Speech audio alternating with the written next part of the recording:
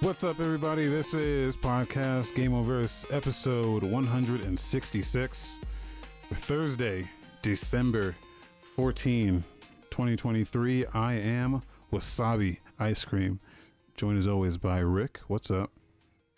Good morning, everybody. This episode is brought to you by customer service. Because fuck you, that's why. Anywho, if you Yeah, missed the pre-show, we talked and both bitched and praised various customer service I don't know. I just experiences. work here, man. Yeah.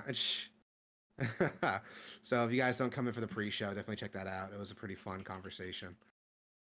Yeah. I think it was.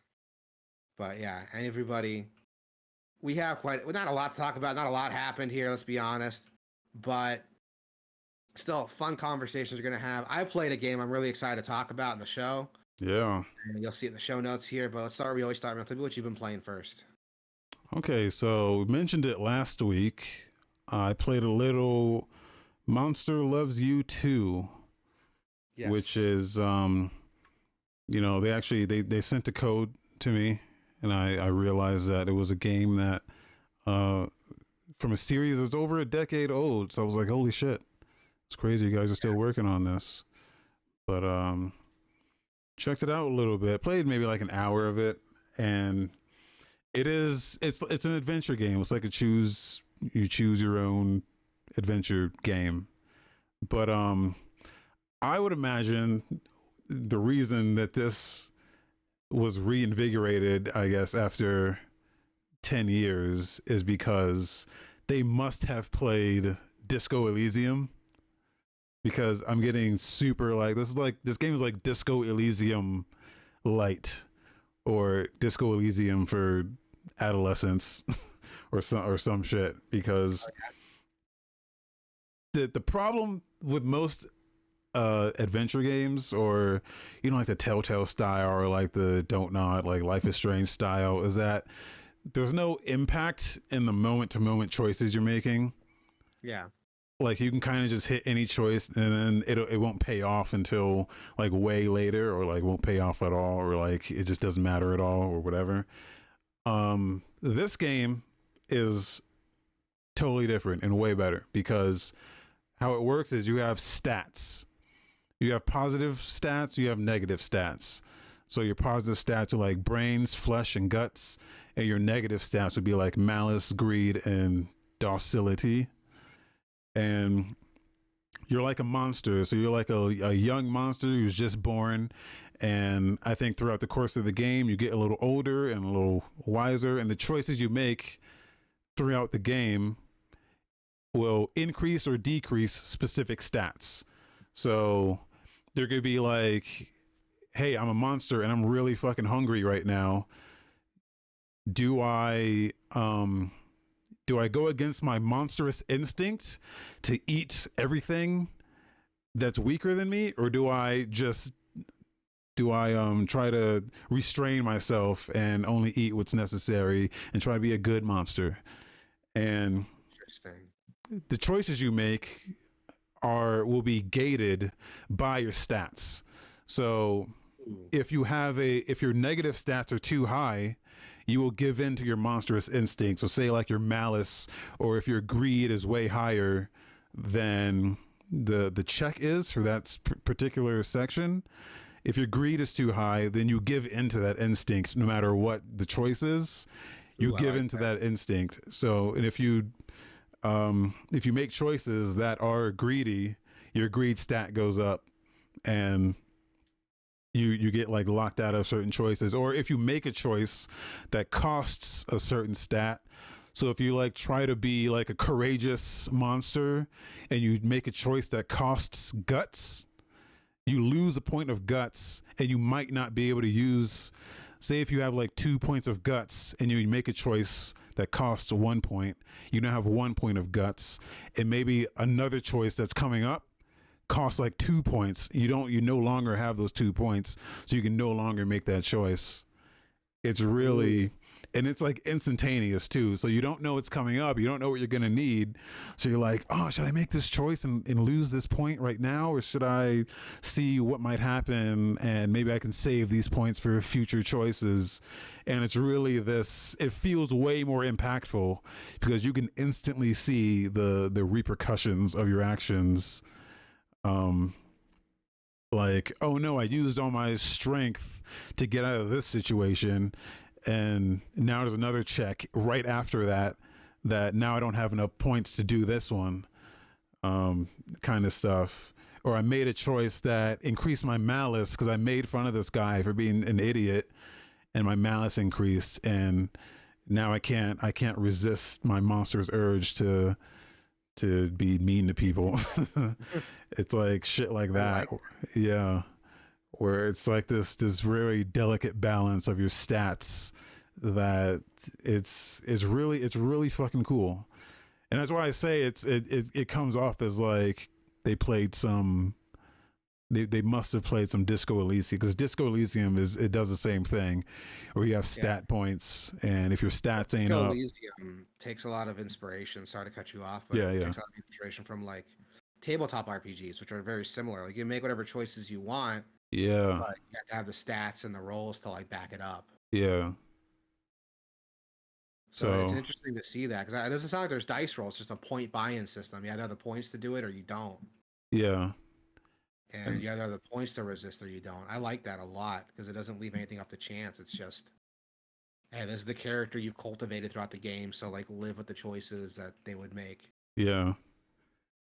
So like it's really cool. It's really cool. So and it presents itself as a kid's game, kind of, from the way it looks and just the way it presents.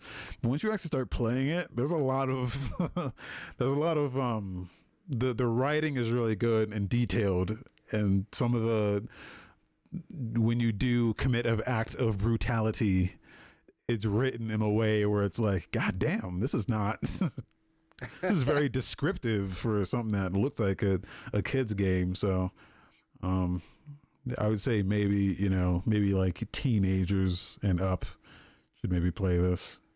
But I like that. it's really cool. Yeah, it's really cool, really charming. The writing's really good. And it's out on Steam and Switch, I think. So it's like, I think it's like $10 or $15. So yeah, it seems like there's a lot of content there. Sounds like a fun adventure game to just play through. I like it. Yeah. And then I also played, so this game came into my radar because it was on sale and it was in my wish list. So I must have seen this before and was like, holy shit. This game's called No Sun to Worship. And it is a what if they made Splinter Cell, but in the style of Metal Gear Solid on the PS1. And that's what this game is. Okay. And it nails that aesthetic perfectly. That like crunchy kind of like, yeah, specifically like the Metal Gear Solid like aesthetic.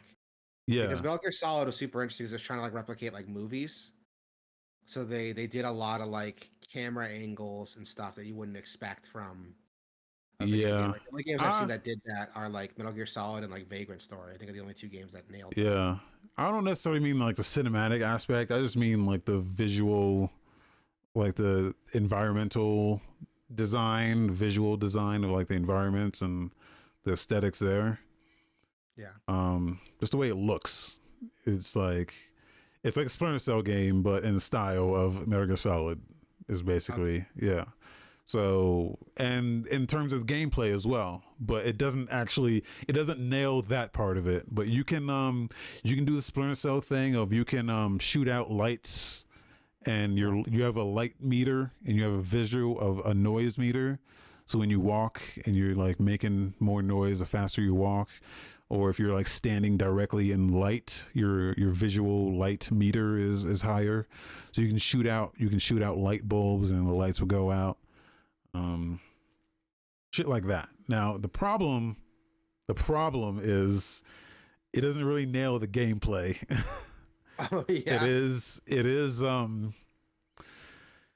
you know, you can tell that there was a budget here, and they didn't have a lot of budget to focus on the gameplay parts of it. I mean, this game just came out. It came out in September or October, so it came out fairly recently, and they're probably still. It's not in early access, so it is out. But I think some of the enemy AI stuff was where I was seeing issue, because you would get a lot of there was a moment where I realized you can shoot out the lights. So the way this game works is that if you take out an enemy, you have an ability that uses your health. It drains your health, but the trade-off is all of your steps are silent. So basically you can be as noisy as you want when this thing is activated, but it drains your health. So, and the way you get your health back is if you kill an enemy, you can take their body stays there until you can take their health, and then it replenishes your health, and then their body disappears. So you can leave the bodies there if you don't want the health yet, and then come back later, get the health, and then their body disappears. You can't pick up and move the bodies or anything. Wherever you kill them, their body is just there. So I think it was like in the second or third level I got to where I was taking guys out, and I was just leaving the bodies there because I was just shooting them with the silenced pistol, and then I was leaving their bodies there because I didn't need the health yet. And then I realized you can shoot the lights out, because I took one guy out directly underneath a light, and there was another guy patrolling. And I had a body on the ground. This guy was patrolling and didn't see the body. He was patrolling back and forth. I was like, okay, he doesn't see the body. But then when I shot the light out, when he came back around on his next patrol, he saw it, and I was like, what the fuck? Like, some of the AI is just not definitely in the way they patrol, because it doesn't seem like they patrol on a regular, like, in these stealth games, all the AI is like they're programmed to patrol a specific route, and they stay on that route. But I think once I got to like the third level, motherfucker was just walking around like willy-nilly. Like, there was no routing of the enemies. Everyone was just all over the place, and I was like, what the fuck? Like, how there were like 12 guys all in the same spot. I'm like, how the fuck are you supposed to do this? There's no way. Like, the enemies are not supposed to be programmed in such a way that you can actually, realistically take everyone out and like not get caught. But some of the routes were just not some of the routing was just not good. So there was that. And but other than that, it's pretty solid. It's pretty fun. I don't know. It's I would like to see them kind of make things a little bit more crisp. But I don't know. This was another one that was like, I think it was like $6, like $6 on sale. Might be like $10 normally. But so it's a pretty okay game. Yeah, pretty okay game for like $10 or something. Yeah. And then I guess yesterday, Granblue Fantasy Versus Rising came out today. Yeah, that's like is that like a sequel to the last Granblue Fantasy fighting game, or like an updated version of it? They call it a sequel, but it is what I believe is, I guess it's the Street Fighter Turbo to the Street Fighter 2. So it's the Turbo version. Okay. It's interesting. I never played the original. I didn't play this game. There's a free version, so there's a free demo version. It's like a free version, but it only has 4 characters, and I think like 3 of them are on rotation. Yeah. And you can do a little bit. You can do like chapter 1 of the story, which is like basically the tutorial, and like that's it. But it's like okay, I guess. Yeah, I don't know. I played the first one. Okay. Plus, and it's okay. The first thing I noticed was that it has it's limited to 1080p. It doesn't go up to 4K resolution at all, which was fucking crazy. Crazy. That's straight up just obnoxious. Yeah. It has no keyboard support. Not that you should play a fighting game with a keyboard, but like it should have I think it does have the option, but the controls are just so fucking absurd that you shouldn't even bother. And then the like it has no mouse support in the menus. Like it's like that kind of bad. Where I'm like, if this is your turbo version of this game, you've made this game already, and now you're making it again, but improved, and you don't have 4K. You have no keyboard and mouse support. What the fuck? Like this is like basic shit. Other than that, the fighting is like it's good. I'm bad at fighting games. Also, you can't mash buttons, and I don't mean that to be like, oh, I'm a button masher. What I mean is like, no, it has an auto combo system that you can't turn off. At least the first one did. Yeah. So you have to hit, if it's XXXB, you have to hit X 3 times. You can't like wait for because what I usually do is I usually wait for the animation to come out. I mash X, wait for the animation of like hitting 3 times, and then I just mash, you know what I mean? But you can't like mash it. You have to hit it 3 times. And that is not, I mean, it's like fine, you're not supposed to mash, but you know, I just do. And I feel I don't think most fighting games let you do that. They do. Most of them let you do that. I know like Mortal Kombat doesn't let you do that. Yeah, Mortal Kombat's like a dial in like. But if the animation is still going, the thing hasn't like, you know, the command hasn't come in yet. So I usually know some like beat 'em ups that do that, but yeah, like not a beat 'em up, but like some action games, like Devil May Cry will let you do that. I think Bayonetta lets you do that. I feel like most games let you do that. Like as long as the animation hasn't finished, you can just keep mashing the button and it counts as you just hitting it once because the animation hasn't finished yet. So, but that is not how this game works. You cannot mash it. You have to hit it 3 times, then hit the B button once.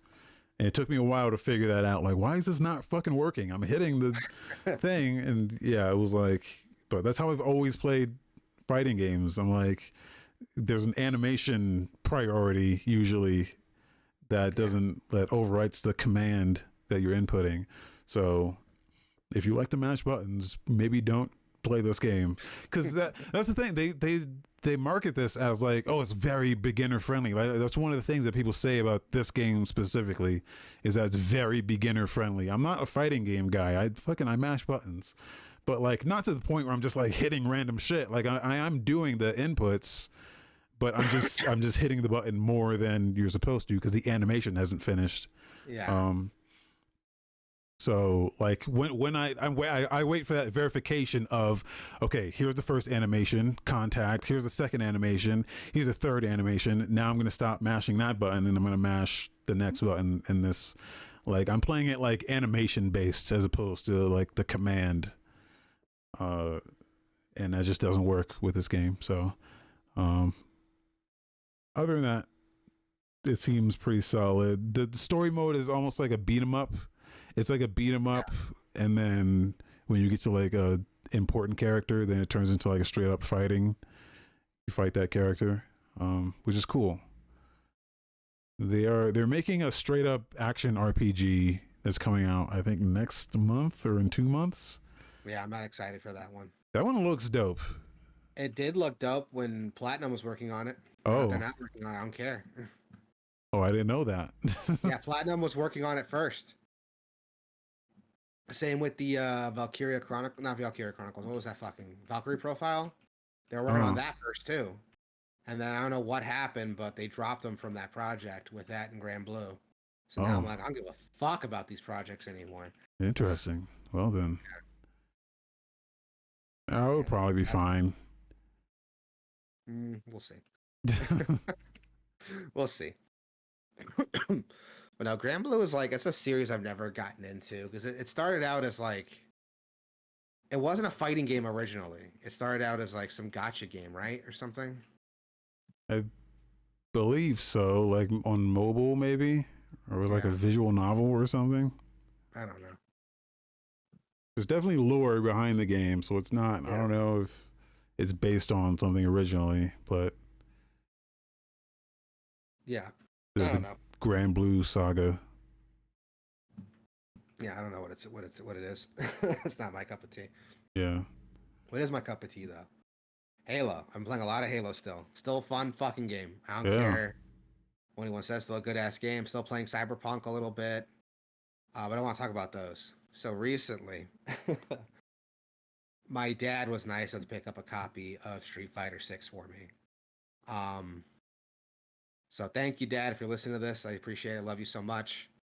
He picked it up. He fucking loved it. And when he found out the game was like cross-platform, he picked up a copy for me and my brother, my youngest brother, who never really got into Street Fighter. So Street Fighter was always a thing my dad, me, and my younger brother got into. But my youngest brother, my baby brother, he didn't really care about it. Like he played other games while we were all in the living room playing Street Fighter together. So this is his first like real Street Fighter game to get into, and he fucking loves it. Like he's super into it. Um, my dad just bought a fancy new fight stick and gave his old one to my brother so he can get into it and try to play with that. Um, I bought an adapter for my fight stick, but I was loaning that to somebody, so now I got to get that back pretty soon. But yeah, so we'll see if this adapter works. But anywho, Street Fighter 6, dude, is fucking incredible. Yeah, fighting game of the Like, year. yeah, dude, it is so fucking good. The World Tour is a lot of fun to play through. It lets you create your own character, and you can kind of develop them how you see fit. You have to pick a character's fighting style, so you get all their basic attacks, their basic inputs, and some of their like special modifiers. But then you can pick the actual special moves. You know, the Hadoukens, the Tatsumakis, the spinning bird kicks. You can select those to your character as you see fit. Only thing is, they can't have the same input. So if you have an attack that's a quarter circle forward button input, you can't have another one that does the same. That's the same input, even if it's like quarter circle forward punch, quarter circle forward kick. If it's a quarter circle forward plus anything, you can't have two of the same one. Um, so that was interesting to play through. But I'm already playing around with it, seeing some stuff I can put together, and it's a lot of fun. The game lets you get super creative with your character. I was boring, so I made my character look like me, but I'm a fat guy in real life, so I decided to carry that over to my character in the game, Nice. and it's pretty funny watching him just like fuck people up, carrying around the same body mass I do. So that was really funny. And he doesn't look exactly like me, but it looks enough like me that like I have to do a double take sometimes and laugh at it. Um, but it works super well, and the story is kind of whatever. It's really goofy. Everyone's just wants to fight. It's fucking hilarious. You can just walk up to random people like cops and be like, "Yo, you want to fight?" And they'll be like, "Yeah, sure." And there are some like gangs in the game still. So the game takes place in Metro City. Those of you who don't know, Metro City is the place that Final Fight takes place in. Those of you who don't know, Final Fight and Street Fighter share the same universe. And it was after this big like reform campaign, so the gangs are all gone, but that's not true. There's still a bunch of gangs there. They're just like not as open. And every once in a while you get some just fucking random goobers that just want to fucking fight with you. They're the only ones who will like come up to you and hit you without like initiating a fight first. They'll just walk up and hit you and start a fight. But they look so goofy because all the gangs have like they're color coordinated and they all wear like a fucking box on their head. Doesn't matter what gang they are, like the only thing that's different about them is the color. They all have boxes on their head. They're fucking goobers, just all of them. They're ridiculous and silly. And it's so much fun just fucking beating the fuck out of them. And the quests in the game are hilarious too. The game is very silly, and I kind of like that. Like, there's a quest where like some dude is trying to put down a bus stop, but there's some random like ganger just like standing out in front of it, and he's like, I don't want to fuck with them. He's a ganger, so can you like go get him to move, please? And you go to tell him to move, and he's like, fuck you, I'm not moving. I'm the first one to get on this bus once they build it. and he starts a fight with you. And you beat the fuck out of him, and he's like, bro, I'm just waiting for the bus. And I have to tell him, like, the bus isn't here, dude. Like, they're not gonna build it because you're here scaring people. Yeah. And he's like, oh, I didn't know that. I'll go then. He just like leaves after you beat the fuck out of him. It's like it's really funny and like just silly. And there's a lot of quests that are like that. Um Also, you can do like odd jobs around the area, and the odd jobs actually teach you how to play the game. So one of my favorites is you can work for this pizza place called Hadoop Pizza. And it starts up a little mini game, and you have to roll dough in the mini game, but you have to put up the inputs as they come up. And the inputs are like normal fighting game inputs you'd see, so like quarter circles, like Shoryuken inputs, um, back forward inputs. You have to put them in quickly enough and consistently enough to get them all out within the time limit. So that's a cool way to like make money in the game Yeah. because it gives you money for doing it, and it teaches you like how to do these inputs. So That's if you pretty want to cool. move up from, yeah, it's super cool. And I haven't played all of them yet, but there's another one that teaches you charge input. So some characters have a charge input. You have to hold like back for a second, then hit forward and hit a button. So there's apparently there's a minigame that teaches you how to do that successfully and consistently. There's another one where you have to break boards. So there's two guys stacked up on top of each other, like feet to shoulders, and they'll pull out a board. So you have to know to like jump up and hit the board or neutral hit it, crouch hit it. And if you hit the guy, he throws the board at you and you can't block it, and it knocks you down and fucks up your time. So it kind of teaches you like, proper positioning, right? When to like jump attack, when to neutral attack, when to crouch attack, when to Yeah. overhead. And it teaches you how to do that like consistently because you have a time limit to knock these out. And if you don't do them in the time limit, you fail. And it's really cool the way it does it. And I'm sure there's more stuff I haven't seen yet. I barely started like really playing it because I haven't had time to play it because I have a kid and I work full time. But the time I put into it is a lot of fun. I'm having a blast just fucking around in World Tour mode. And there's a modern control style. So if you don't like traditional like 6-button inputs that Street Fighter has, you can do a modern control scheme to kind of play through it. And the game, like, what's cool is that the game encourages you. The game by default is the modern control scheme, but it encourages you to try out the classic control scheme later. And these games like kind of teach you how to do that, right? Because when you turn off modern, you have to start doing inputs because you've played How to Pizza for like who knows how long. Now you have a pretty good grasp of how to do a quarter circle consistently. You know what I mean? Yeah, that's I like that it actually teaches you.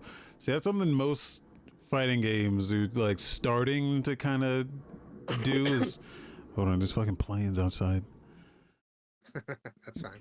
That's what like most fighting games are starting to kind of realize that they have to teach players the mechanics. Like not everyone a lot of people want to get into fighting games, or they find that it might be a little like scary, I guess, if you don't really know Yeah. like not only how to do the shit, because it's not just how to do it, but it's also knowing when to do it. Like yeah, I know Mhm. how to do a fireball, or I know how to do a shoryuken, but like when am I supposed to do this? And I think that is more important than like just knowing how to do like like it's one thing to know how to do a fucking combo, but you have to know when you're supposed to pull that out, because if you just do it Yeah. at the wrong time, you're gonna get your ass handed to you. Because And that's what's cool with this game is it tries really hard to like show that to you. If you're willing to put in the work, it'll do it. My only complaint is that you kind of have to like read and play these mini games to like really get it. But the game incentivizes you to do it by like giving you side quests that involve it or giving you like Zenny, the in-game currency, to do it. Um, One that's really cool is when you go to select special moves, right? Because remember I told you when you have your customized fighter, you can give them special moves, a Hadouken, a Shoryuken, and the game tells you what those moves are for. So like Luke has a rising uppercut, which is like the jumping uppercut, like a Shoryuken. It's an anti-air, and it tells you this is great for people who are jumping at you. And he has a super move where he shoots out a bunch of like little balls of energy. It's supposed to be sand, but it doesn't look like sand to me. And he shoots them out like rapidly. It's a super move, so it costs some of your super meter. And it tells you like, this is great for getting out damage on that super move. Also, if you get stuck in a tug of war, like a projectile war with somebody, so the game calls it, you can whip that out and break them. And I would have never thought to do that. If you're having a back and forth, just Hadouken, Hadouken, Hadouken, you can just whip that out and catch someone off guard with it. Yeah. And like, it's coming from someone who is like an avid Street Fighter player. I wouldn't have thought to like whip that out during that situation. I would have tried to like get around the Hadouken.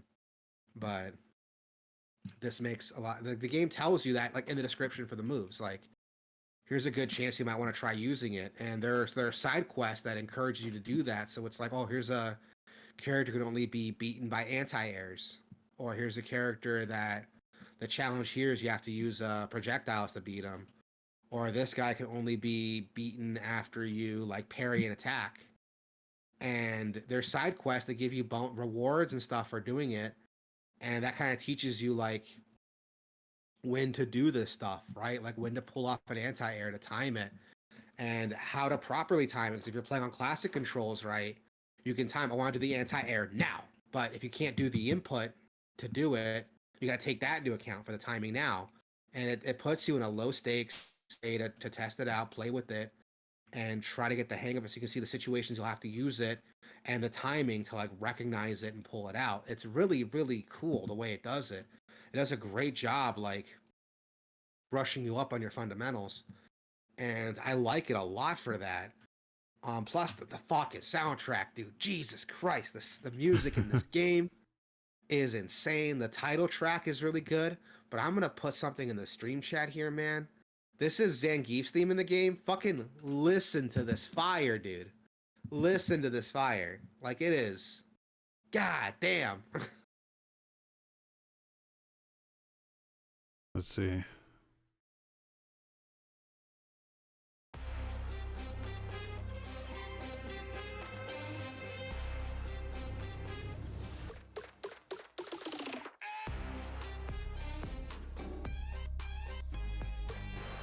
Okay. Right? Is that fun? That's just his character theme. Like it's so good, dude. Who did the soundtrack? I don't know. Listen to this. Oh my god.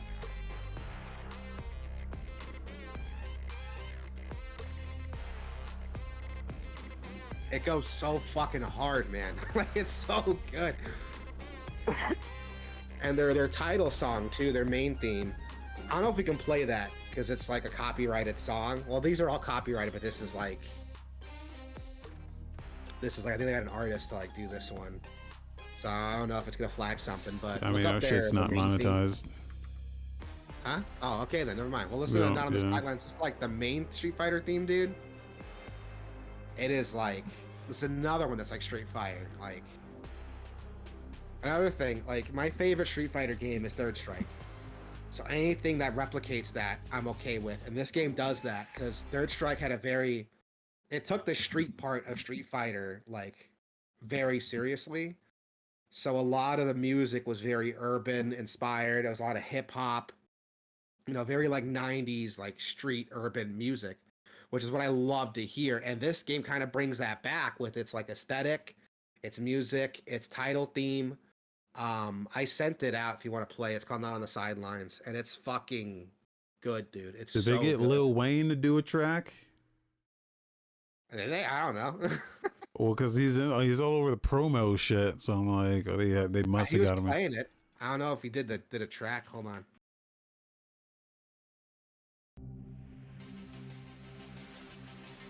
I know he was in the launch trailer, but no, he wasn't just in the trailer. He's like the spokesperson for. Yeah. Like it's so good, dude, and like it has this like really old school like flow to it, which is what like Street Fighter like Third Strike had. So any game that like reminds you of Third Strike is like it's a win in my book, and this game does it. Randy Marks and Rocco 808. I have no idea who those people are. They did some good shit. That's what I'm saying. They had Wayne. Why didn't they couldn't get Wayne for a verse? I guess not.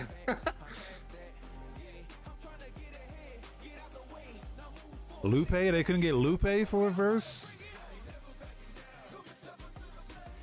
Lupe's the guy that beat Justin Wong. He's a rapper. Oh yeah, he's done some tracks for Evo, I think. Like some promotional songs and stuff for Evo. But the whole soundtrack is just fucking good, dude. Like Street Fighter's back, dude. That's all I can say, man. Like Street Fighter's back. Like that's 4 was good. It won Game of the, or not Game of the Year, Fighting Game of the Year. So yeah, well deserved. Yeah, very well deserved. It's incredible. It does a lot to like teach you like fundamentals. And one thing I like, people argue like, oh, Mortal Kombat's always had a story mode. Yeah, but the story mode was just like standard, standard story mode. Like here's a cutscene that plays, and you get into a fight with a dude, and like that's it.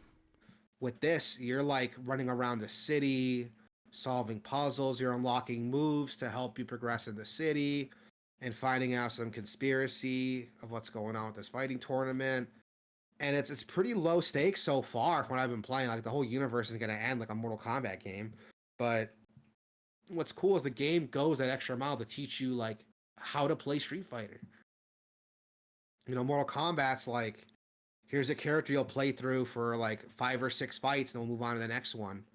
And it's like cutscene, fight, cutscene, fight, cutscene, fight, which is fine. Yeah. But I can get the same experience like watching a movie and then playing around a Street Fighter, you know, every couple minutes. Like, but this is like something that could purely only work as a game because all this extra side content is there to teach you how to properly play it. Like the game starts out with modern controls, so you don't have to worry about like, oh, having to fire off, having to put in a quarter circle to fire off Hadouken when you want to do it, or to put in a Shoryuken input to properly do your anti-airs when you need to.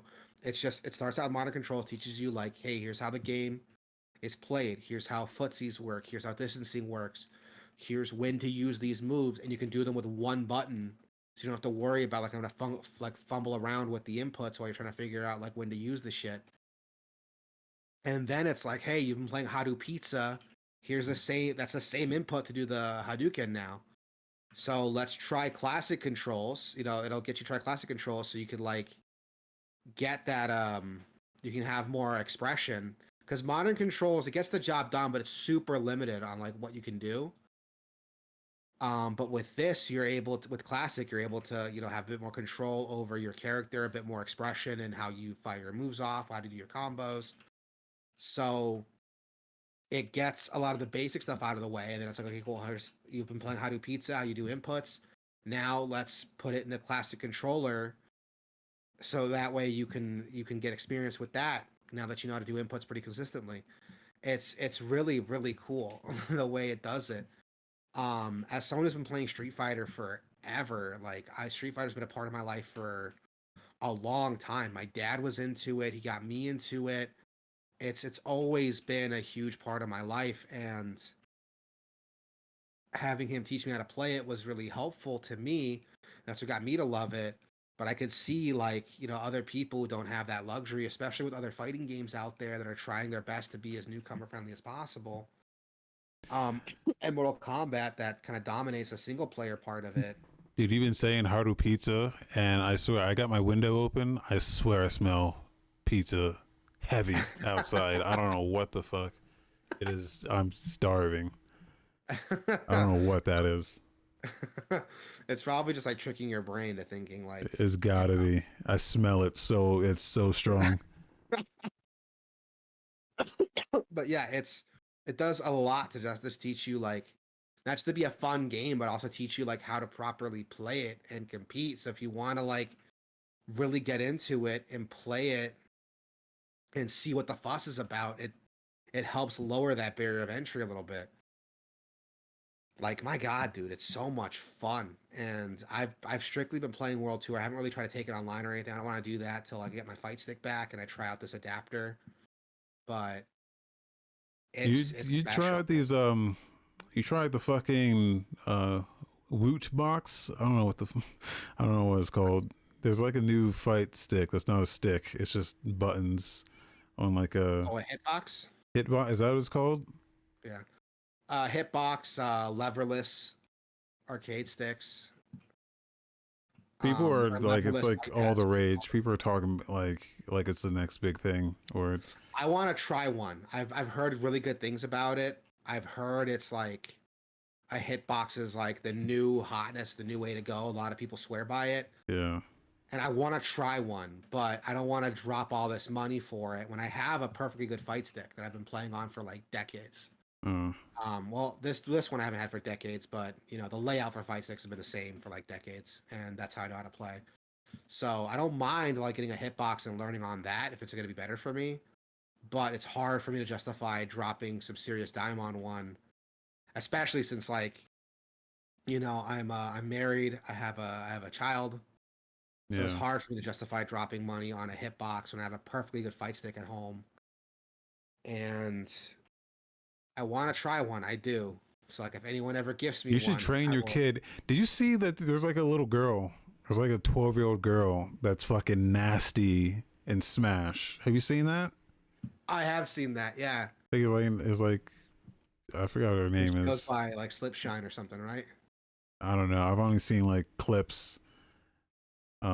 Clearly she's someone's like either little sister or daughter who's just been trained on fucking nothing but Smash since she was born.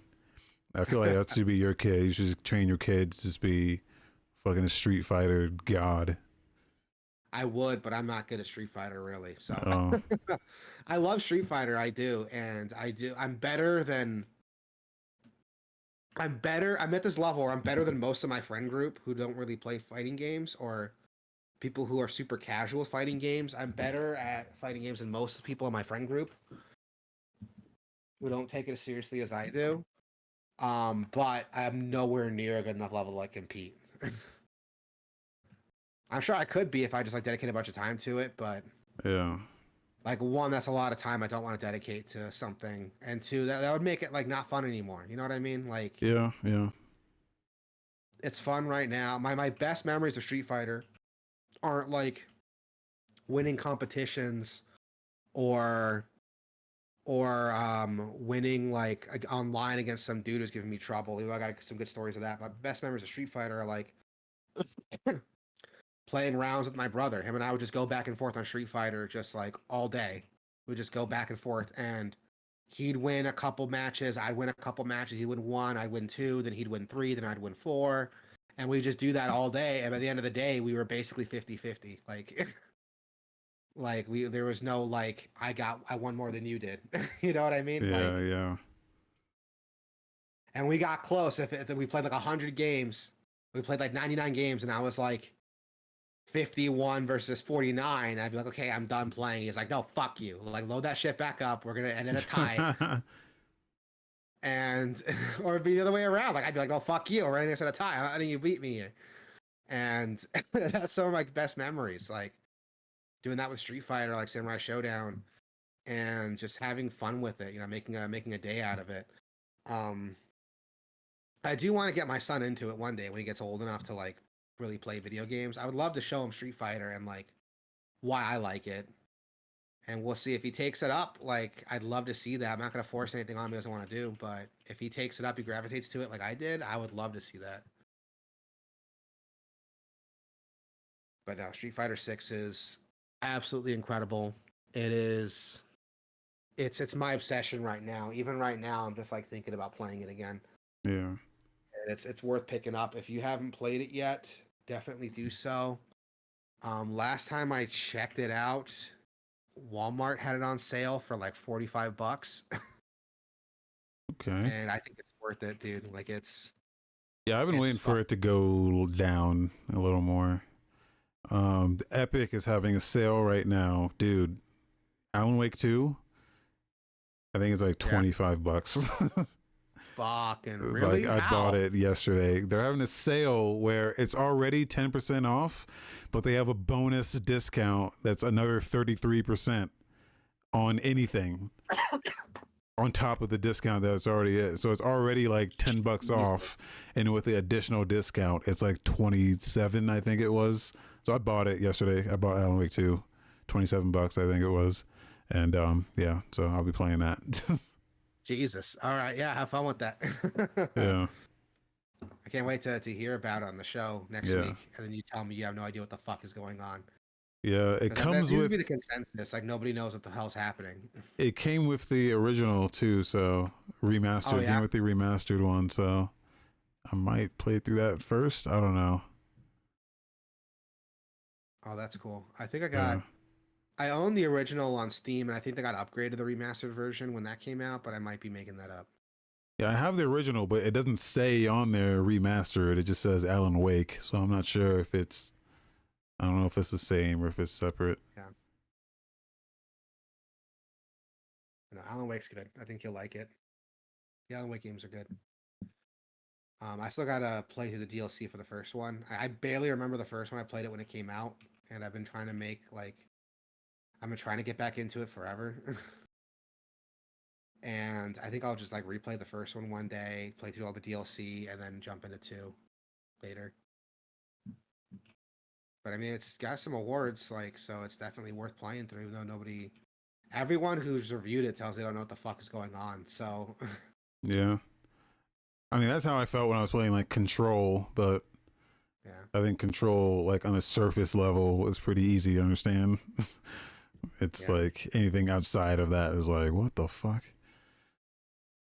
Oh yeah, Control is like, I have to beat that game too. And nothing wrong with the game. I'm playing other shit. So, Yeah. no, that's a good game. Getting into some news now. PlayStation Plus, the new game catalog for December has dropped. We got quite a few games going to be going on this catalog, man. GTA 5 is going to be on there finally. Yeah. Stranger of Paradise, Final Fantasy Origins. I've wanted to try that for a while. Yeah, So I have to. yeah, I Yeah. wanted to try that for so long. What else we got? We also got Moto GP23, Metal Hellsinger, which is incredible. Great. So pick that up. Salt and Sacrifice. I haven't played it yet, but I want to so bad. Great. Moon Scars, Mega Man 11, which is incredible. Giga Bash, Grime, which you played the demo for. It's like okay, I right? played the demo and it broke. So Oh, I remember that. Yeah, the demo stopped yeah, working. yeah. So Yeah, but people say good things about it, but I was like, this is broken. yeah. But Then yeah, Tinykin, Proteus, which is really good. yeah. The Shadowrun games, Returns, Dragonfall Director's Cut, and Hong Kong Extended Edition are all going to be on there. It's a W And month. yeah, and then for classics, a little less exciting. Mega Man Legacy Collection, Mega Man Legacy Collection 2, uh, Thrillville, Thrillville Off the Rails, and Buzz Lightyear Star Command.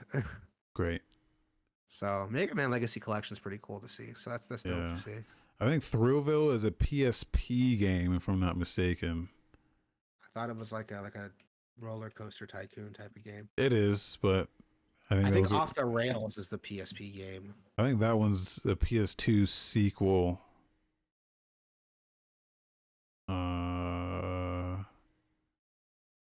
Sequel to Thrillville. Yeah, this one's the PS2 one. I think just the base one was PSP. Yeah. Yeah. But It's there, so if you guys want to play it. yeah. Excuse That's a me. good month, man. Yeah. There's a lot of stuff in here. I'm like, oh shit. I should double check to make sure, because I know Proteus has been on Game Pass for a while. I don't think it's there anymore. I don't think it is either. I know But it's a Tiny good Ken game. was on there. Yeah. But it is a good game. Yeah. Yeah, good month. PlayStation's starting to like actually show its value now for a subscription service, so that's cool to see. That's really cool to see. Yeah. GTA 5 is a big get. Big get, huge get. Yeah. Biggest of gets. I thought we would never see that, to be honest. Yeah, me neither. Considering they don't really do like third party shits. Like those games aren't even on, like that game's on Steam, but it's not on any other like service or shit like that. I mean, I guess they did give it away on Epic, They did an Epic, but it's rare when they like do that shit. So Yeah, it's super rare. So to see that happen is really cool.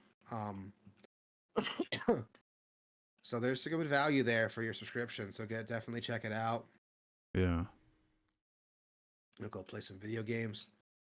And then what else you got? Oh, Twitch is apparently loosening its policy on sexual content. Which Yeah. back in the day, like nudity was just no excuse, no context, just any nudity, instant ban. Yeah. This is so this has been interesting. There's yeah, I don't know if you heard about this at all, but this literally happened. I think this happened yesterday. So I heard about it, but I wanted to wait till the show to like oh, talk about to like look into it. That way I could like get some more information. so basically in a TLDR, they allow sexual content in terms of booba. They allow booba. They allow booty, anus, Anuses. And we see dick, buttholes now on Twitch. butthole, dick, pussy. Uh, as long as it's drawn art, as long as it's drawn art or like sculptures or whatever, as long as it's art, they allow it. So like in a video game or a drawing or No, they didn't say in a video game, which is the problem, but we'll get to that. They said art. So if you're drawing, actually, I think we can pull it up here right now. This is not going to get us in trouble now because oh, there you go. if you go to the art section on Twitch, How would it affect YouTube though? Because we stream on YouTube too. no one gives a shit on YouTube. I think YouTube doesn't feel like they have to draw out these lines because YouTube's already a fucking shit show. But what you'll find, I think, is mostly like furry. There's a lot of furry, just huge fucking dick. Of course Furry. there is. But the art section on Twitch has exploded yesterday because everyone's just now drawing booba, dick, huge dick, pussy, spread gash. Now the rule I think is no touching allowed, like no like masturbation, no fluids allowed, and no penetration allowed. So as long as it's just there, it's fine, and like it's not being interacted with. But even so, people are streaming like just full on hentai. Like clearly that breaks the rules. Like you can't just. You know. My goodness, where is it so I can stay away from it? Yeah, just go to the art section on Twitch. And I think even people like there's VTubers who are like just streaming like their avatar naked, which I think is a gray area. I'm not sure if that is or isn't allowed. Oh, that is like, yeah, that's a very gray area. Yeah. Now, but it's not a real person. It's technically like, meeting terms of service, but. Yeah. And then they said if you're like a real person, you're allowed to twerk. You're allowed to pole dance. You're allowed to do more explicit like activities without like fully exposing.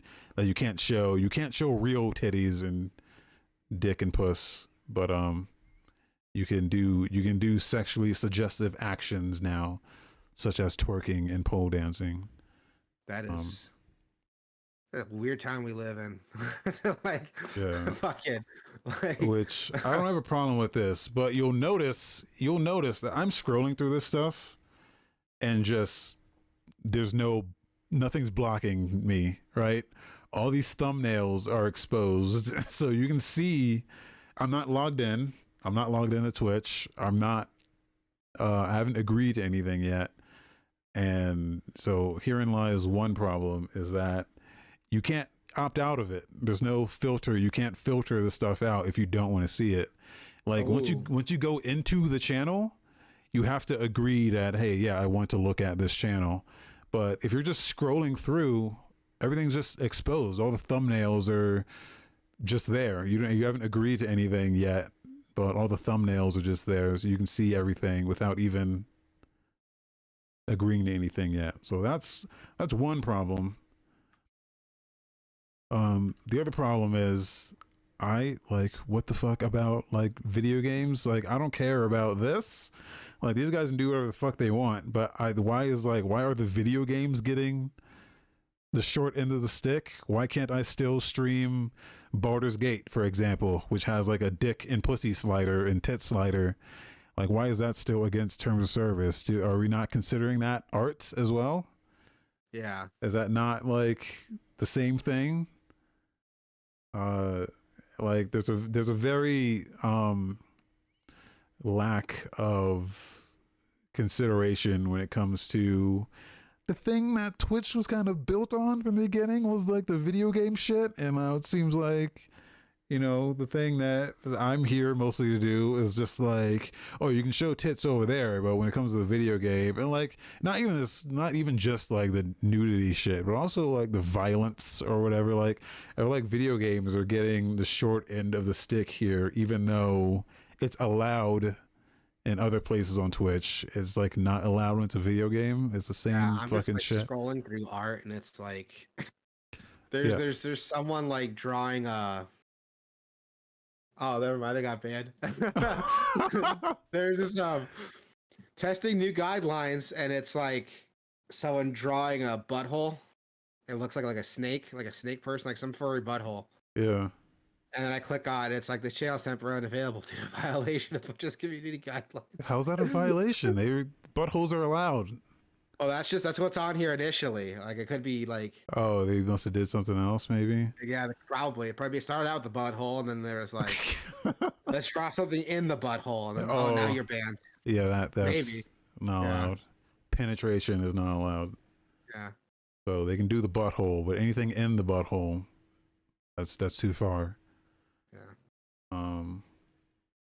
Yeah, so I don't know. I think it's like fine. Like, I don't care about like this shit being here. Everyone wants to like say, but the kids, what about the kids? But I don't know. You can see much worse. I mean, if a kid wants to see some shit, they can go. This person is like, they're prompting not safe for work triggers with an AI generator. So they're not technically real people, but this looks like a real person with their tits out. So I don't know. Where's the fucking line here? Like, Yeah. Yeah. this is, ooh. So Yeah, there's gonna be a lot of growing pains with this, I think. There's gonna be a lot of like, it's at the very least at the very least they have to like blur the thumbnail. I agree. I think Thumbnail should get blurred unless you like, you're logged in and you specifically set your settings to like see that kind of content.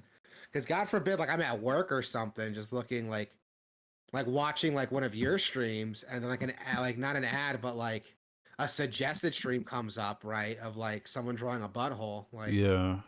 I know they said that these streams won't appear. They won't appear in your recommendations or the front page. I think that's what they said. But that's still not enough, because you can just, if you're scrolling through. First of all, the streamer has to set their stream. There's a setting that they have to put on the stream that says that they are doing, and if they don't set it, then it's just going to show up anyway, which is one thing. But it's just, you know, it'll still show up even if you're just like browsing different sections. If you're just browsing, it'll just show up. So like if I'm just browsing art, like it just shows up. Like, yeah, when I'm going through my settings to see if there's something I can do to like change that, but I'm not seeing anything here initially. Safety maybe? No.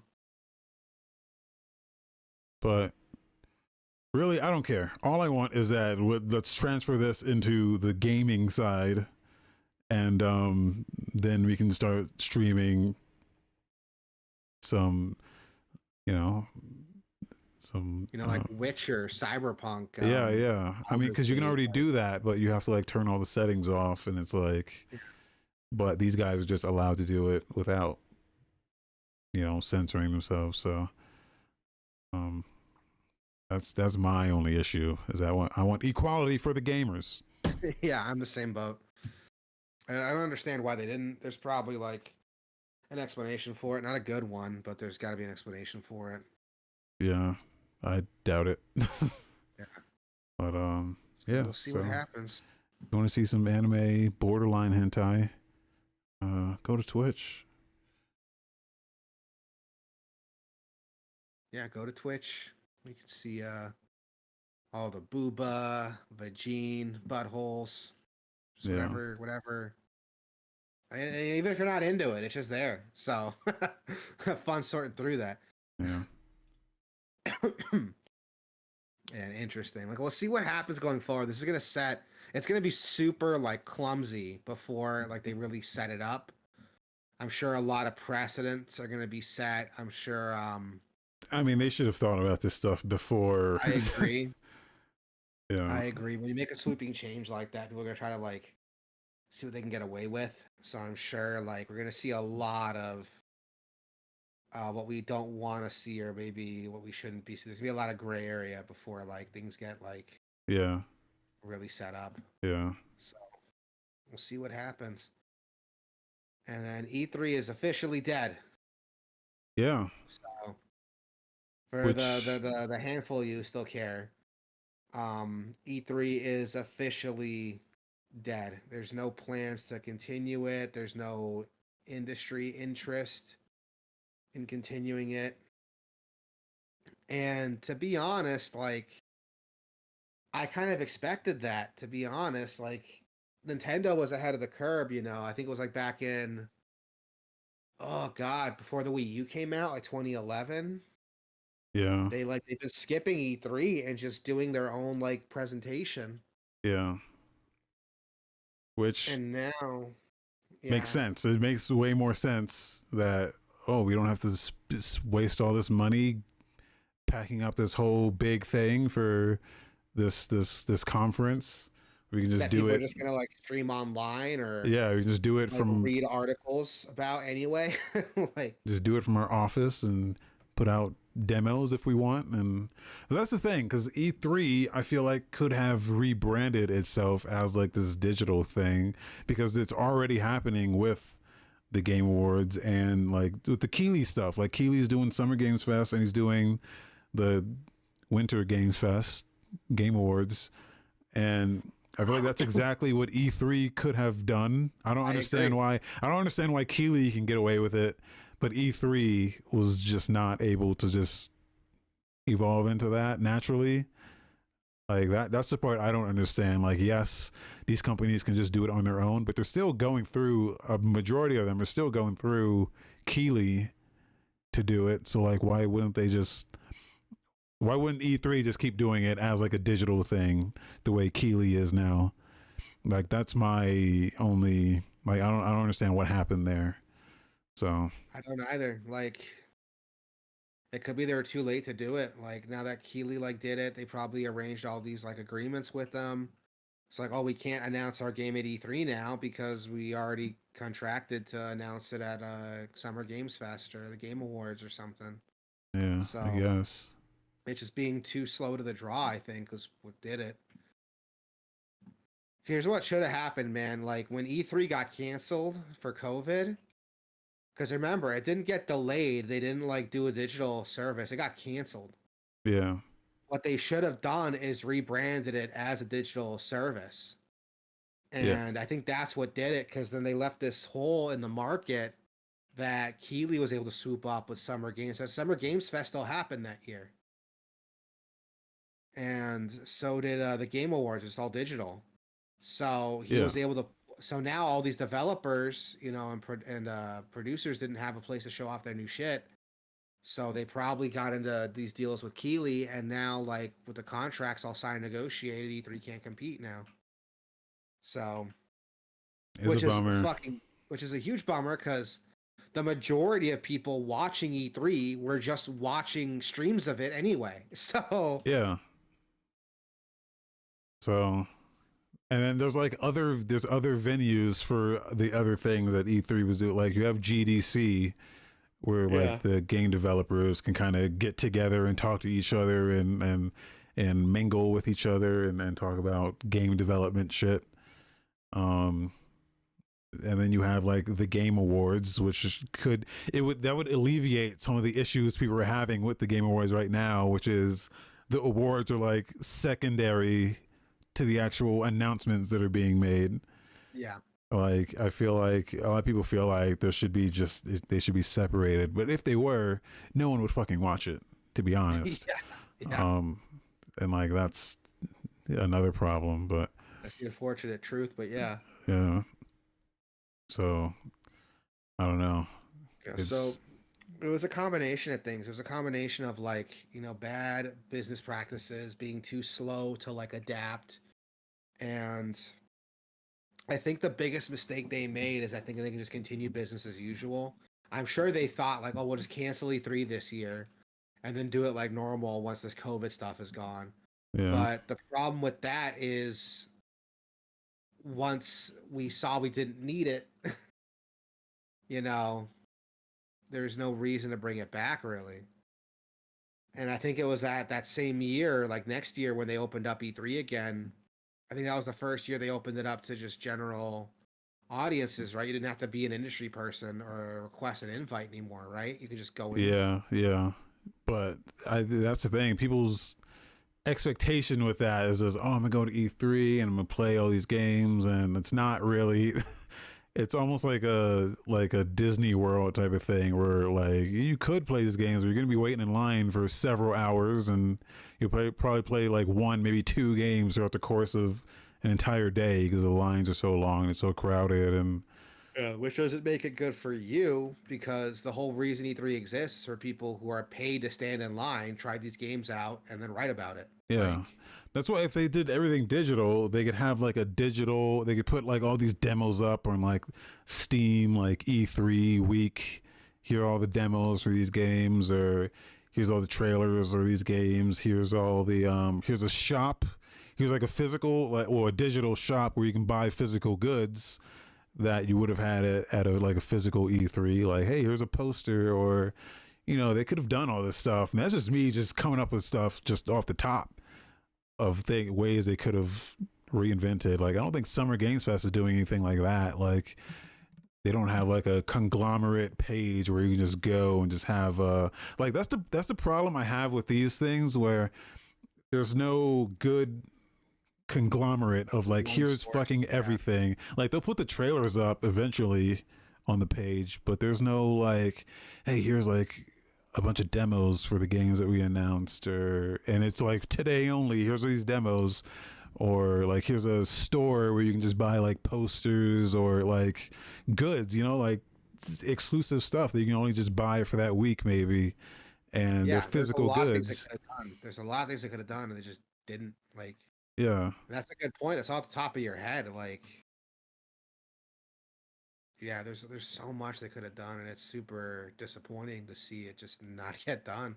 yeah, Um, am I sad to see it go? Not really, because I mean we already had a replacement for E3 with Summer Games Fest and the Game Awards and stuff. So yeah. It's just nostalgia, really. yeah, if E3 was gone without them to replace it, yeah, I'd be upset. But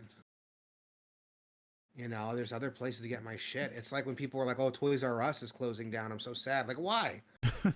You bought that shit cheaper on Amazon anyway. Like, why do Yeah, you care? yeah. Like, oh, it was just like the mystique of like going into a physical toy store. When was the last time you fucking walked into Toys R Us before they shut down? And same thing. When was the last time anyone actually paid attention to E3 or was at E3? Everyone complaining about it. Like, I don't think has ever been to E3. Yeah, Which at that point, nothing really changes. You just get your news from again the Game Awards, Summer Games Fest, or any other like host of things that are gonna pop up. It's not like people aren't going to announce games anymore. Yeah, the nostalgia part of it's like disappointing, but I'm like, good riddance. Like we have better we have better, more modern solutions for this. So, yeah, that's my take on it, at least. Sorry if anyone's upset Yeah. about it, but yeah. Link's Awakening DX HD. I haven't played it yet. I downloaded it because I knew I wanted to get to it before Nintendo did. Yeah, I don't even know if this link is still up. Let's find out. I did it this morning. It was Okay, definitely still up, but it's still here. that was earlier. Yeah, I loaded this up briefly just to check it out, dude. My monitor is like from, I don't know, 2017 maybe, and it has never looked as good as it did when I loaded this shit up on my screen in full screen. It looks so fucking crisp. It Yeah, looks so good. I saw some videos on it, and yeah, it's built from the ground up to run on PC, so it runs at a higher frame rate. It's a lot snappier and smoother. It's got more controller support, keyboard support. You can completely change around. The HUD elements have been completely redone to match your resolution. Yeah.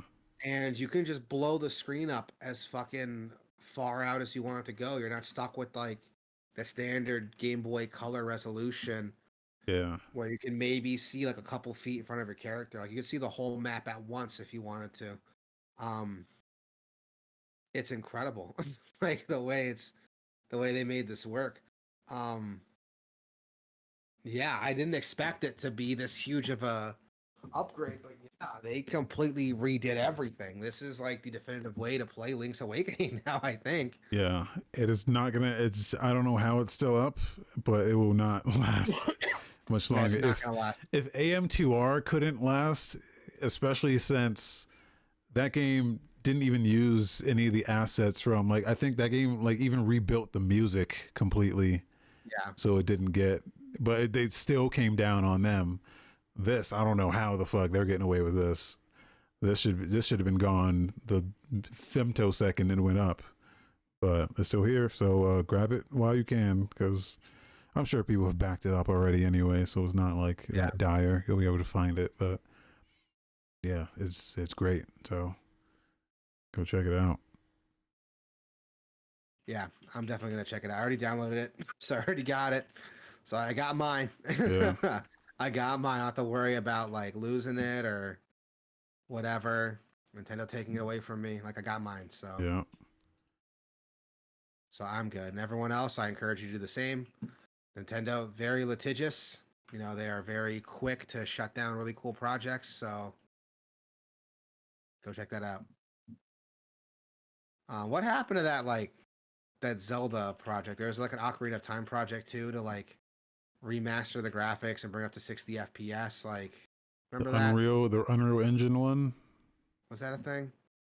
They're still doing that. They put out like at least once a week. They put out a new thing that's like, hey, here's they just put one out like a couple days ago. You can download the demos. I think the guy's name is Cry Zen on YouTube, and he puts out like a shitload of fuck. I mean, he puts out like playable demos that you can just download and try Was it that out. the one that we saw where it was like the original game graphics, like running at 60 FPS, and we were like, Oh no, that's Ship of Harkonian, where they ported the full game to the PC.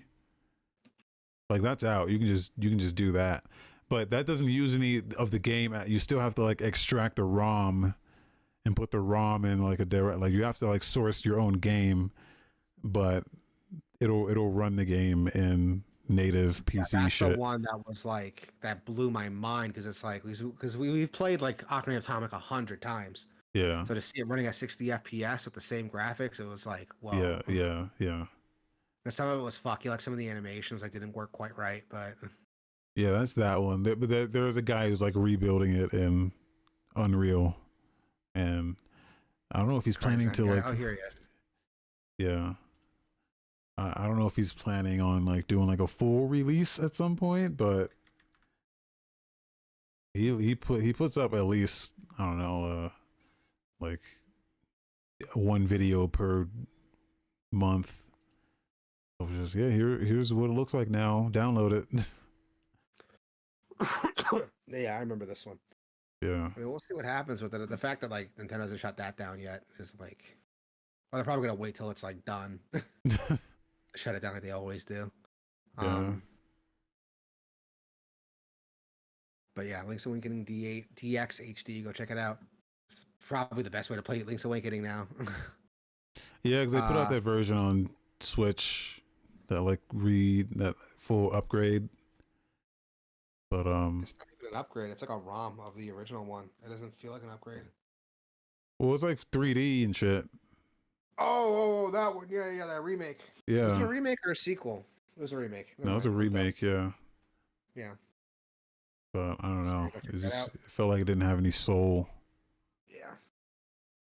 So go check that out. Link's Awakening DX HD. You can find it now on itch.io. Get that before Nintendo does. So that's all I'm gonna say. New trailers and videos. We got Mouse. It's official early gameplay trailer. This game looks cool. This game looks really Yeah. cool. It's It's like it's an old school FPS, but with like a Looney Tunes like rubber hose cartoon like art style, yeah. which is dope. Yeah, definitely Cuphead inspired, but I would say it doesn't adhere to the aesthetic as much as Cuphead definitely did, Yeah, you know? Um though it still looks good. Still looks good. yeah, it still looks really good. I like what I'm seeing here. I wish the whole thing was in this style, but Yeah. there are some 3D elements, some 3D architecture, which I'm not gonna like shit on them for. Yeah. Um, because Cuphead took forever to make because they built this shit the way they did back in the day with like pen and paper drawings and And they were those were really old guys school. that definitely you could tell were fans of that whole thing, like that whole era, that whole style of animation. You can tell they were fans of it, and they took like lessons in like how that shit was made and how it was done, and the history behind it and all. Like they know you could tell they knew their shit. They weren't just doing it because, oh, this will look cool. They were doing it Yeah, they're like because, animators first. Like they're like animators and like cartoon like enthusiasts first, and like yeah, seemingly game developers second. yeah. Because Whereas yeah, with this, this it's one doesn't seem as as committed to the passionate. Yeah, but I mean, it's like. still Yeah, I don't want cool. to shit on it. It's still Yeah, cool. Still super cool. I like what I'm seeing here. It's a cool art style that definitely separates it from like other FPSs, especially those like retro inspired FPSs. So it's cool to see, and I like what I'm seeing here. I really yeah, do. I don't want to shit on it. And again, Cuphead took forever to put together. If you remember when that game first got announced, it was a boss rush game. It didn't even have like yeah. the level stuff, and that shit came in later, and it took forever for it to come out. And then its DLC took forever to come out. I still So need to go back and play that DLC. I need to watch that show, the Cuphead show. the Cuphead show is really funny. Yeah. It reminds me, it's gonna sound weird, but it reminds me of like 90s cartoons with the way the humor is. Oh, like a Ren and Stimpy. Like a Ren and Stimpy or like Rocco's Modern Life a little bit, but Yeah. like not Okay. so grossed out. But the humor, the punchline, like the joke setup punchline formula is very similar to that. This is how it feels. Okay. So yeah, definitely check it out. I liked it. But yeah, this game Mouse definitely looks super cool. Um, then Pony Island 2 Panda Circus. I didn't even know this was happening. Yeah. I never Neither played did the I. first Pony Island, but I heard good things. So the first one was definitely a meme game, which Yeah. this one, I mean, this one is too. Well, But it wasn't a mean game. It was like a subversive, like yeah, yeah, it like subverted your expectations of what the game was going to be by actually being. It was a meme game that on the surface, but once you actually played it, you're like, oh, there's actually mechanics there's some here and shit shit. here. Yeah. Yeah. These guys they're coming off the heels of Inscription, so which was, I guess, there was their real breakout hit. So I'm interested to see what this actually is. it looks similar to the original Pony Island, but there's a lot more going on. Yeah, there's a lot more going on here that I wasn't seeing in the original one. Yeah, At least from like the quick look stuff I saw of it. yeah. So So we'll see I what happens with this. is there a date on this? You can wish list it now on Steam, which I'm going to do. No date yet though. But yeah, looks awesome. If you've not played Pony Island yet, I promise you don't. The name and the way it looks is weird, but just Yeah, trust it's me, is very like Stanley Parable esque with yeah, like more horror stuff. yeah, So check it out. This looks cool though. So I haven't played the first one, but I might now. Game releases. A lot of these are games I don't care about, so I'm just gonna go through them. yeah, Uh, Dance and Nights, Bulletstorm VR looks incredible. Like I would play that. yeah. Custom Mech Wars looked really good, but it's getting shitty reviews, so I'm a little disappointed. Is it? Yeah, it is, dude. I was like gonna buy it like last night when I saw like it was on sale still. I was like, oh no. But that's the point though, is like it's supposed to be bad. But if it's like actually bad, then that's a bummer. Yeah, it's a huge bummer because like it was supposed to be this kind of janky like building Like thing. an EDF, but with Yeah, mechs it's as like well. Like EDF but with mechs that you customize. Yeah, and you can make your mechs look like sexy anime women if you wanted to. yeah, Um, and I thought like, okay, that's cool. It's it's not using its camp to like replace its like video gaminess. You know, it's like a good game with some camp. But that's not what it was. It was just yeah. bad, which is a huge bummer. Huge Oh bummer. man, yeah. I'll leave this in a wish list and see if it improves. Mostly negative. That's crazy. Yeah, not even mixed, just mostly negative. I can Yeah, understand if it was mixed because people get into this expecting like Armored Core yeah, and they get EDF, but that's not that's not the case. Everyone's just saying it's bad. Um, so that's a bummer.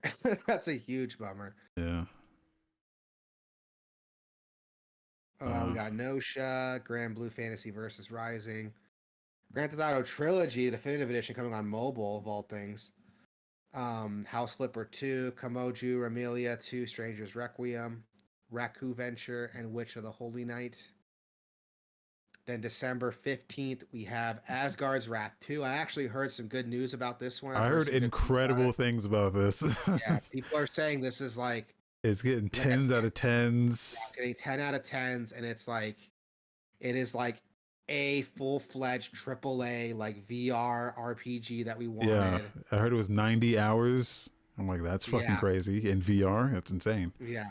It is like a game ass game. It is a gamer's ass game, and I'm okay with it. So I want Um, to bring special attention to that because that's what it is. Like this is what we need to bring VR to help VR get taken more seriously. We need games like this to do it. So yeah, or just like people that are making these games just push it a little bit beyond what you would expect from like a typical VR game. Um, it probably takes a lot of budget to do that. I'm sure Meta gave them the budget they needed to do this too. So, because it is Quest exclusive, so I'm sure that helped. yeah, I'm sure it did, and we got a good ass product out of it. So Damn, it's a $60 game too. That's crazy. yeah, it's not fucking around. It is like it's a game ass game. So it's cool to Um, see. yeah, this would get me to buy a Quest. Yeah, same. Same. So now that that's out, this might be what we need to like really invigorate VR because it's kind of like a niche thing still. Yeah, Even though a lot of developers are putting money into it, it's still a very niche thing that doesn't quite have like mainstream appeal or buy-in yet. I think So just most VR games don't know what to do with VR. It's still like in yeah, its infancy, where we haven't even like come across an agreed upon control scheme. So everyone's doing things differently. Do we do like the walking motion to walk forward? Do we just give you a control stick? Do we teleport? Like even like sort of movement hasn't been agreed upon quite yet. But Yeah, I I think we haven't seen settled that. on control stick movement. But Yeah, at least for the more serious games. And yeah, what's funny is that we haven't seen like a shift like this since like games went 3D, you know, because yeah. when that happened, a ton of developers and games were like, we don't know how to fucking make games in 3D. So We give you like turret controls like Resident Evil, or do we just give you freedom of movement? Do we just do what do we we were have doing fixed on Super controls? Nintendo? Yeah. Do we just have fixed controls on everything? Like Yeah. it's That's why there's a I lot. believe the N64 was the superior console because they seem like they had that shit figured the fuck out. Like Super Mario At least the first 64, party games did, yeah. yeah, Zelda, Ocarina of Time, like these fucking games had that shit figured the fuck out. GoldenEye, like, and then you go to PlayStation, it's like Croc, Tomb Yeah. Raider, and like Even I'll some of the throw games that Resident they did Evil in put there out, too. like even some of the games that they did put out, like Crash Bandicoot. People love Crash Bandicoot.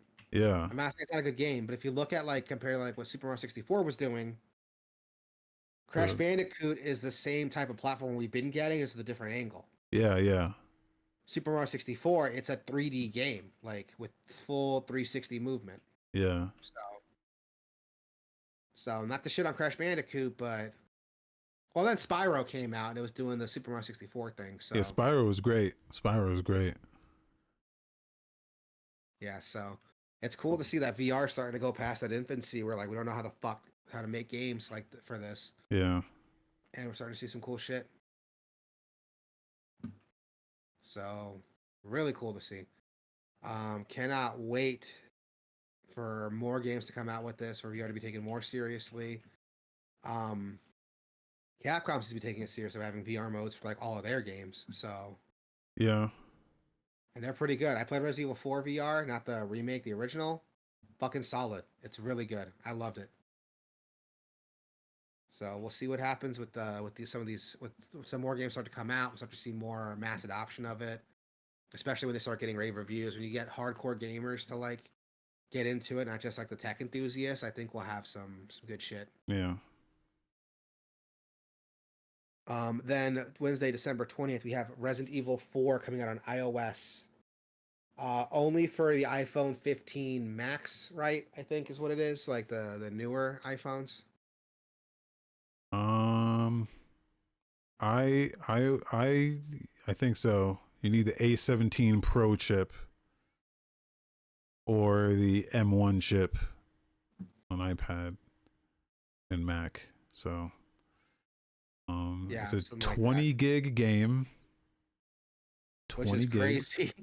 Which is crazy. on your I think iPhone. uh I think it's big for iPhone, but I think the base game is like let me see actually. I have it installed here.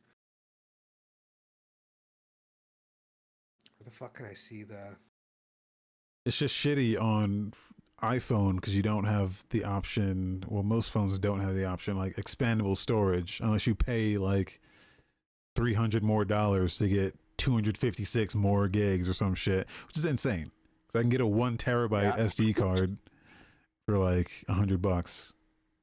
Yeah, but now you gotta buy like a new phone if you want to Yeah, upgrade yeah, that shit. And yeah, I just checked Resident Evil 4 on my PC, and this is just the base game with the updates to it. There's no expansion, the separate waste content's not on here. 57.7 gigs. So to cut that down more than half, wow. impressive, impressive. It's got to be just like the assets, just way Just lower getting that. resolution Gotta be and it. That's gotta yeah, be it. Yeah. I can't imagine any other way to like make it work, honestly. Like, yeah, 'cause the assets can't be too heavy, or else the game's not gonna be able to run it. Um, but yeah, that's what we got going on here. I am not interested in playing Resident Evil 4 on a phone at all, to be honest. yeah. Not, Um, but it's coming to Mac as well, so you would be able to play it on a PC like thing. that's true. But even that, it says it's 20 gigs, so I'm not sure how. I'm not sure And what. how are they going to continue to support this? Like, let's say you bought an Apple TV, because Apple TV lets you play your mobile games on your TV, right? Yeah. You know, I doubt modern Apple TVs are going to have that M15 chip to be able to run it. So you have to upgrade your entire Apple TV setup to make that work. Like, that's the only thing I can think of if you want to take it seriously. Um. Yeah. But I mean, we'll see what happens Well, the with it. answer is just buy a Mac, Like, yeah. or yeah. I mean, we'll see with because I think you can Apple's output to your TV somehow. I don't think you need the Apple TV. I think you can just like output to a display. if there is, I don't know how to do it. I think you Yeah. need some sort of like third-party device or something else to do it. Because Apple TV lets you cast to the Apple TV. Yeah. So, or the Apple TV lets you cast it to your television. So, I'm very much not an Apple guy, so I'm an Apple guy just on my phone because like that's what I had, and all my shit is on that, so I don't have the time or energy to like completely transfer it over. they get And you. my wife is like hardcore dead set Apple, so that's gonna be a pain in the ass to do if just one of us wants to transfer over. So I'm just sticking with Apple. That's how they get But you. yeah, all my other tech though, like you know, my computers are Windows, my game systems are different companies. Like I'm not a huge Apple guy. I have an Amazon Echo and Alexa here in my house. I don't have the Apple Home or whatever. My wife has an Apple Watch. She likes it, but I'm whatever. I would never buy a Square watch. A I Square just Watch. yeah, I'm not like they're all square. Like I need a circle watch. You know? Well, a regular watch face, yeah, I would get a circle, but because this is a smartwatch, I feel like interacting with it. I think a square is like better for interactivity, but that's just me. No. Nah. Well, if I like, I'm not gonna. I used to have a smartwatch and I didn't interact with it. It was just like a health. They would just monitor my like heart rate, or it would be like I can change the music on my phone without touching, like without having to go through my phone. I can Yeah. just pause my shit just by like tapping it. So I didn't. I don't really interact with it. That like I'm not going through my text messages and like responding to texts and shit on my watch. I feel like that's insanity. Insane people do that. It has like a voice system, so my wife will do if she's not near the phone. So like if she's changing the baby or something, or her hands are full and someone texts her, Yeah. she can pull it up, check the text messages, and just like respond to it. Just tap it and then just vocally respond. It'll like transcribe it for her. But Mm. there's some uses for it. But yeah, I don't know. It's hard for me to justify getting one, and I already wear enough stuff on my wrist anyway. So like it's hard for me to justify like. What else is on your wrist? So I have this like long story. I got this like blessed like wrist rope thing. Okay. My mom gave it to me, and the idea is that you wear it until it falls off, and it hasn't fallen off. Okay. To be fair, I kind of tightened it, so it's not going to fall off anytime soon, but I'm wearing that. Mm. And then after my grandpa passed away, my grandma found a bracelet with his name on it. His name's Ricardo, though. So my name's Richard. I'm named after my grandpa. So I'm wearing that. I don't take that off. And when my son gets old enough, I'm going to pass it down to him. Okay. But yeah, that's what's on my wrist. Oh, I that's can't you imagine. made it sound like you had like a you were like in Forspoken. You had like a cuff, like an No, I got armlet. like two things on my wrist, man. On my left wrist, I got two things on. Can you imagine like a third, like a watch? Like, nah. Yeah. And this bracelet's like a metal bracelet. Like it's it'll like scratch up whatever watch like I put on it. So yeah, so I'm not like interested in getting a watch on there. And if I Okay. do, I'm gonna wear it on my right wrist, which is like who wears a watch on their That's right hand? insane. That's Yeah, truly insane. exactly. Yeah. Exactly. Like I mean, if you're they make some of them that do that, but most of them are not that. if you're like left-handed, I can see it happening, but Like it's weird to me to like do it. You know what I Well, it's mean? because the crown is usually in the spot where you're supposed to interact with it with your right. Now, the Apple Watch, you can flip it upside down so that the crown is on the left, and then you can actually put it on your right arm. Like they do that, but most of them, the crown is always on the right, so you're supposed to When you use say it with. crown, you mean like the knobs? Yeah, Like yeah, okay, that's called the crown. okay, I didn't know that. I'm not a watch guy, so I don't know. But yeah, the buttons and crown and shit is usually on the right side of the watch. So if you put that on the other side, you would have to like reach over your wrist to interact with it. But the Apple Watch, I know Also, it like lets you flip it. as a fashion thing, it just doesn't look right. Like it's like wearing a suit and buttoning up all the buttons. Like you could do it, but it's gonna look weird. Like people don't do that. Yeah. Well, I don't know if you know a lot about fashion, I but know a bit. Like I know like you don't button up all the buttons on your suit. Leave the yeah, bottom too. I yeah, had this my fucking brother tried to argue with me about it. Like I had this like this suit, 3 buttons. I button the top one near on my belly. And my brother's like, he's looking at me, he's like, you forgot to button the rest of them. I was like, no, I didn't. You don't do that. He looked at me like I was crazy. Google it right now. I'm telling you. I wear a lot of suits for a lot of different reasons. Like I know what I'm doing. It's one of those things you don't do. Like, yeah, like that's just it. I'm not gonna get into a whole argument about this, but yeah. But if people knew you don't do it, then people wouldn't do it. yeah, that's fair. But yeah, point is like watches. What the fuck were we talking about? How do we get this subject of like Apple watches? Oh, we were talking about you before, and then Yeah. iOS came up. I would like to get one for like the health stuff, but again, I can't justify like dropping that much money for one in the first place, and then my wrist is so crowded, I can't like Yeah. put something else on there. Well, yeah, that's why you don't go Apple. That's why you get like Android, and then everything's much more reasonably priced. Yeah, You have way more options. yeah, it's getting harder and harder to justify Apple stuff. I mean, my iPhone works fine. Like, I don't really care, honestly. If I'm gonna fuck around with like any sort of tech, it's gonna be like my computer, or like my systems, or my TV. Like Yeah. my phone, it's not like this thing I'm gonna fuck around with. Like even like playing games, I don't really play a lot of games on my phone.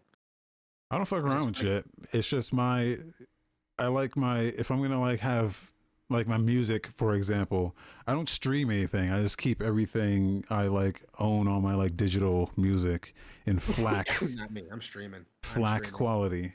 So in order to do that, I need an SD card, and I put it on like a 1 terabyte SD card, and it just fits my entire fucking library. Which I've been building this library since like high school. So it's like Uh, stuff that you can't even get on streaming at platforms, and I've just always had it. So I need a phone that has an SD card slot in it, and there's only Android phones that do that. Um, gotcha. there's a phone called Fairphone, which is completely disassemblable. So if the I've screen heard of it. breaks, yeah, if the screen breaks, you can just open it up, take the screen out, and then they sell you a replacement screen for like $20. You can just snap it in, and you're done. You don't have to replace the entire phone. Or if the battery goes out, you can just replace the battery, like $20. See, I wouldn't mind doing that. Like, Yeah, and just like homebrew like iOS onto it or something.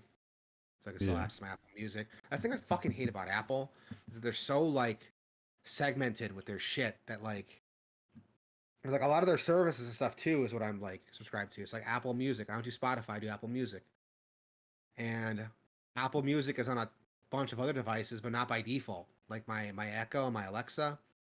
yeah, I could have it play music for me. I can tell it like Alexa play Despacito or whatever, but it's gonna try to look for it with its own proprietary stuff first. And it's like, oh, we can't find it. I have to tell yeah, it like play this song on Apple Music, and then it knows what I'm doing. Like, yeah. and Yeah, that's like super annoying, but it's whatever. It's not like annoying enough for me to like switch over all my shit. That's how they get you. They make you. I get you, yeah. You're not wrong. The consoles are getting to that point too, where it's like, hey, I've had my PS4 library for the entire existence of PS4, and now I have to get a PS5 because that shit just carries over. It's like the same shit. Like it makes the choice of even considering the other option impossible because you already have this library and this stuff that you've already built up. Yeah. And it's something which like I'm kind of okay with if it means that we get some backwards compatibility, because right now Xbox is the only one that's like trying any sort of backwards compatibility. Yeah. And yeah, for I'd rather have that than just have to throw away all my old shit or just hold on to my old hardware, which is one day gonna just die, you know. Yep. My PS4 is not gonna be around forever, and that's a bummer. But I mean, we'll see. I'm thinking companies starting to take like backwards compatibility more seriously, especially now seeing like what Microsoft's doing with the Xbox. So maybe in the future, we'll get some more when the PS6 comes out. Jesus. I've been taking more backwards compatibility more seriously, but we'll see what happens. Well, anywho, so that's gonna do it for the show, everybody. I gotta pick up my son in like 20 minutes. Oh damn. Yeah, he gets out of daycare at like 2:30, but I don't want to pick him up like exactly at 2:30. That's when he wakes up from my nap. So I'm gonna wait a little bit, let him get up from my nap, and then snack a little bit, and then go pick him up. Yeah. Well, that's my day. You can go to Gameoverse.com, Gameoverse.com/Twitch, Gameoverse.com/YouTube, Gameoverse.com/Discord. Hop in that Discord and chat with us, hang out with us, play video games with us and no one else. And I'm gonna be checking out that Alan Wake 2, I believe. I got that installed. It took like 3 hours at least to like install it. Oh yeah. Which normally is not. My shit is very fast, so probably a big game. But yeah. So get on that Epic Games having a sale. You can get that game for fucking $27. So, or if there's anything else on there, the reason you get that game is because it's probably never gonna hit Steam because Epic owns that game. So they published it. So I don't think it'll be on Steam. Yeah, I don't think so either. If it does, it's gonna be like way down the line when the hype is all gone. Yeah. But yeah, that's gonna do it here. Thanks. Thank you, everybody. Be cool, be safe, be excellent to each other, and we'll see you all next time. See ya.